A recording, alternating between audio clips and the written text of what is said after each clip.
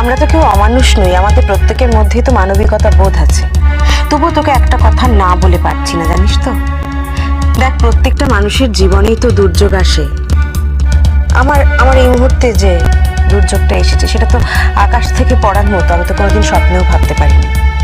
একটা মেয়ের জীবনে এর থেকে অসম্মানের আর কি হতে পারে বল? তবুও তো আমাকে এটার মধ্যে দিয়েই যেতে হচ্ছে।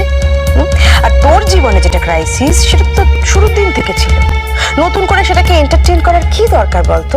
দিদিমণি, দিদিমণি, ও যদি খুব অসুস্থটা হয়ে যায়, ওকে যদি দেখার মতো আর কেউ না থাকে, তখন কি ওকে ফেলেটা দিতে পারবো? তুই বল, তোরা কেউ হলে সেটা পারতিস। আর মো তো এক্ষুনি নিয়ে আসার কথাটা বলছে, মো বলছে যে ও যদি খুব অসুস্থটা হয়ে যায় তখন কার কথাটা?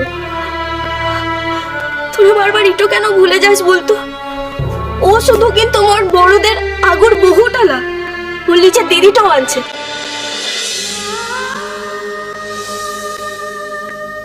ইষ্টি কুটুম সোম থেকে রবি প্রতিদিন বিকেল 5টায় স্টার জলসায়।